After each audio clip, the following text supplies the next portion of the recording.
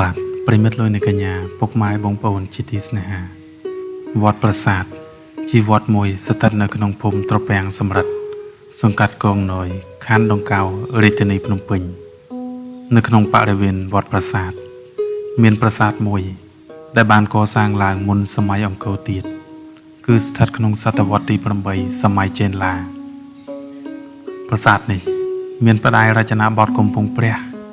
និងមានសសរពេជ្ររាងមូល2ទ្រផ្ដាយប្រាសាទនិងមានស៊ុមទ្វារធ្វើអំពីថ្មថ្លើមអណ្ដើកយ៉ាងធំផងដែរយើងសង្កេតឃើញថាសភាពប្រាសាទទាំងមូលមានការកែច្នៃឡើងវិញ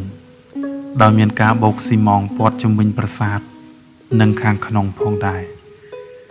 យើងពុំនឹកស្មានថានៅក្នុងរាជធានីភ្នំពេញមានប្រាសាទមួយដែលកំពុងលាក់ខ្លួន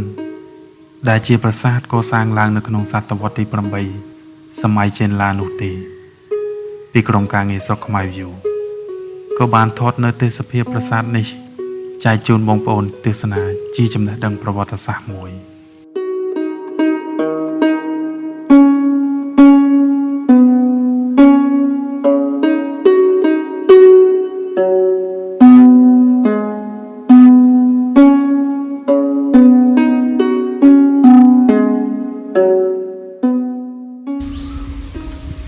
បាទគ្រប់ជំរាបសួរ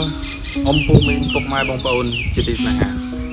ខណៈនេះក្រុមការងារស្រុកខ្មែរវីយូកំពុងតែស្ថិតនៅក្នុងភូមិត្រពាំងសំរិទ្ធសង្កាត់គង់នយបាទខណ្ឌដង្កោរាជធានីភ្នំពេញ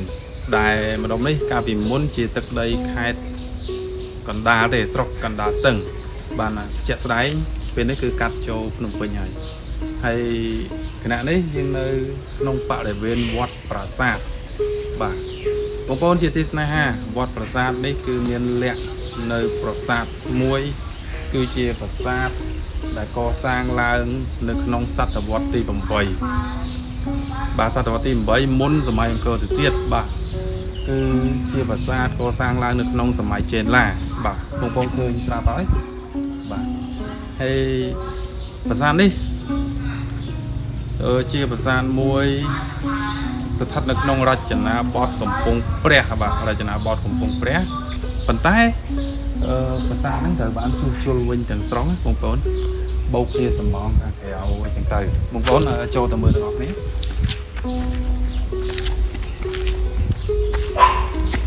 បាទប្រាសាទនេះគឺមានការជួសជុលវិញទាំងស្រុងបងប្អូនយើងឃើញមានសសរពេជ្រមួយគូបាទហើយមានផ្ដែរចនាបថបុរាណ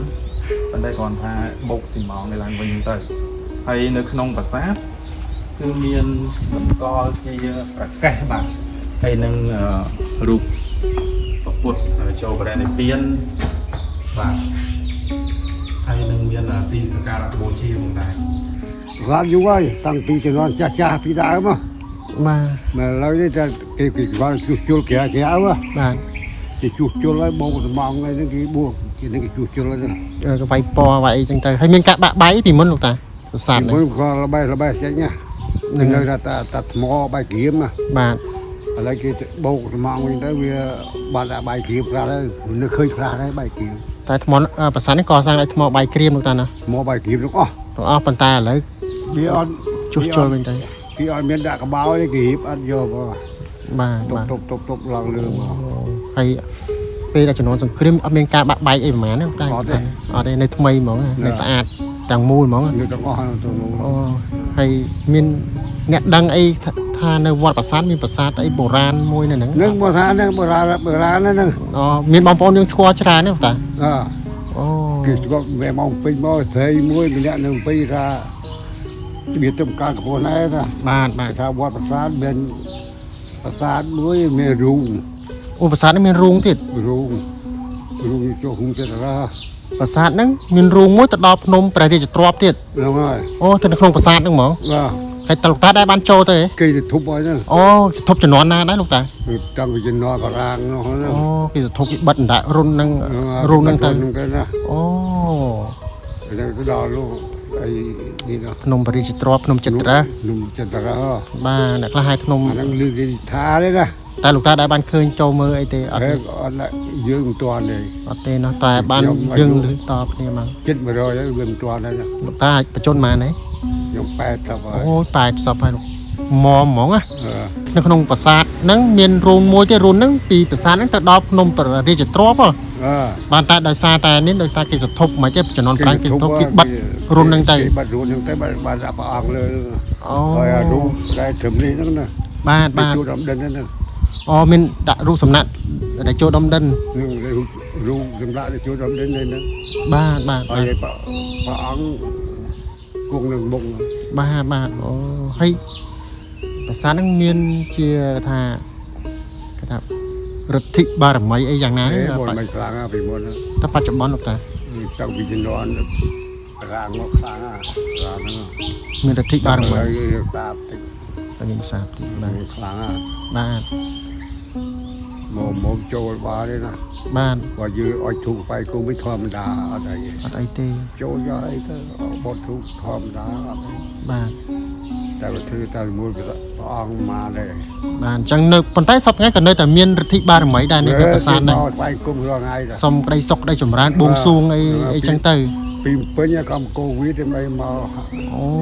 ថ្ងៃពីថ្ងៃមកថ្ងៃពីថ្ងៃមកដល់ បាទ បន់ស្រន់នៅប្រាសាទហ្នឹង បាទអូអញ្ចឹងប្រាសាទហ្នឹងគឺយើងមានការជួសជុលអីហើយតែអត់ដឹងថាស្ដេចអង្គណាកសាងលោកតាណា អត់ដឹង អត់ដឹងទេដឹងតែប្រាសាទហ្នឹងកសាងក្នុងដំណាក់កាលសម័យអង្គរ ហ្នឹង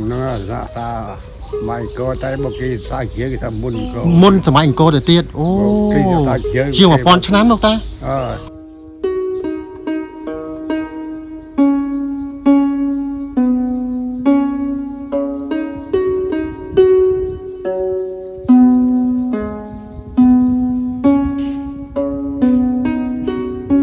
ហើយនៅតំបន់នេះបងប្អូនបើតាមភាសារបស់លោកតាគឺមានបងប្អូនពុទ្ធបរិស័ទអញ្ជើញមកច្រើនដើម្បីបួងសួងបាទបួងសួងសូមសេចក្តីសុខពីព្រោះមានបារមីស័ក្តិសិទ្ធិបាទស័ក្តិសិទ្ធិខ្លាំងមែនទែនស័ក្តិសិទ្ធិតាំងពីជំនាន់មុនរហូតដល់មកដល់ជំនាន់នេះហើយនៅក្នុងប្រាសាទនេះបើតាមភាសារបស់លោកតាគឺមានរុនមួយបាទរុនហ្នឹងគឺបុកទៅភ្នំអត្របាទភ្នំបរិជ្ជទ្រព្យរុនហ្នឹងគឺអាចដើរបានហើយរុនហ្នឹងត្រូវបានសន្ធប់នៅក្នុងជំនាន់បារាំងបាទហើយត្រូវបានបាត់ចិត្តសន្ធប់ហ្នឹងគឺបាត់ចិត្តនៅក្នុងជំនាន់បារាំងហើយងាកបងប្អូនទាំងអស់គ្នាមកមើលជុំវិញប្រាសាទហ្នឹងគឺមានសភាពនៅស្រស់ស្អាតដោយសារការបោកឡើងវិញបងប្អូនបោកឡើងវិញបាទជាក់ស្ដែងប្រាសាទនេះកសាងឡើងនៅក្នុងសតវត្សទី8បាទនៅក្នុងសម័យចេនឡាគឺមុនអង្គរទៀតបងប្អូនមុនអង្គរទៀតជាទឹកតាំងប្រវត្តិសាស្ត្រមួយដែលបន្សល់ទុកបាទជាក់ស្ដែងបងប្អូនឃើញអត់នេះឃើញថ្មនេះអត់ដែលបាទចំនួនមុនធំហើយពូនជាបាញ់ម៉ានអញ្ចឹងទៅប៉ុន្តែយើងបោកបាទគេបោកខាងក្រៅបាទបោកខាងស៊ីម៉ងខាងក្រៅដើម្បីឲ្យរក្សានៅប្រាសាទហ្នឹងឲ្យស្អាតបាទឲ្យស្អាតហើយកុំឲ្យមានការបាក់បែកអញ្ចឹងណាបាទ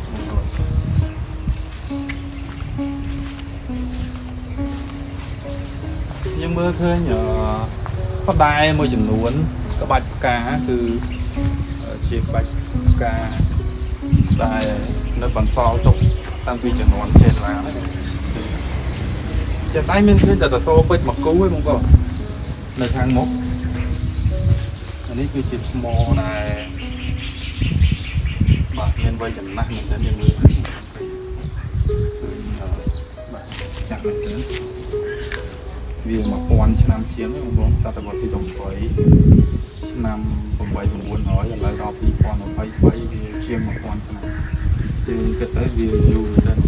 ជាប្រាសាទមួយដែលសល់ទុកយូរមែនទែនហើយនេះជាថ្មបាទដែលដាប់ហ្នឹងហើយជាលក្ខណៈដូចត្បាល់បងប្អូនដូចត្បាល់ចេះដូចត្បាល់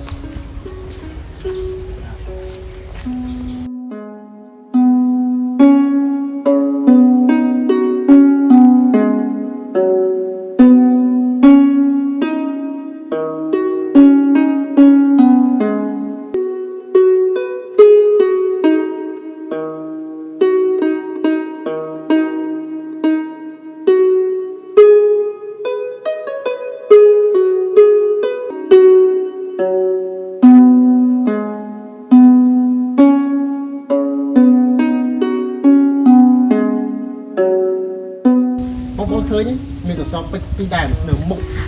ปราสาทนี้ใครมีปได้มีปได้ไอ้ปได้นี่คือราชนาบัดกำปงเปรียบอกว่านะมันคือปัจจุบันจ้ามันแต่ให้แล้วยังบางเคยเนี่ยเคยตัวเนี่ยเดินมาเห็นเสร็จหมอดับประมาณหมอดับเหมือนแมนจะปุ่มสัตว์ท้ายยังจะปุ่มจะไอ้ยังไงปันตาปีจุดนวนมุนคือสกัดดับจังจิตหมอมุดดับจังจิตลูกเรียนแต่เราในช่วงแต่ซาตอบก็สร้างเจียลูกสมนักการเป็นลูกสมนักเต้คนใจสมสมเจสมสกสบายเจพอมีลูกสมนักจงเป็นตั้งแต่ซาออมในมุกทางเป็นภาษาคือปีเราบอกปีเอาบอลขึ้นนี่คือลูกสมนักที่ม้วนคือลูกเยอะใจยังอดคอม้วนเต้ที่สไลด์ให้ลูกสมนักม้วนเทียบเทียสลัมดักลูกสมนักม้วนเทียบคือต่างในมุกออมหนึ่งภาษานี่ในของผมเนี่ยภาษาบ่าเอาบางคนเคยยังไงไอ้บางคนเคยนี่คือสร้างเป็นเลยสะอาดเหมือนกันไอ้ที่เป็นเซตติดเพียบที่รวมในในภาษานี่คงพอดดาวติดสเพียบดำเนาแต่เชียร์ตัดสัญญาณบอกยังมวยดำบางคนเคยดำเนาให้พอดจุ่มวิ่งมีนใจได้ปัจจุบันก็สั่งจะได้จุ่มวิ่งหนึ่งในขนมปัดเวนวัดปราสาทนั่งห้อยหนึ่งมุกปราสาทก็สร้างเจียสลักตักมวยหนึ่งมุกจ้องปราสาทต่างๆมาลองนะบางคนที่ตึกกับพิบสลักสะอาดเป็นแต่สลักสะอาด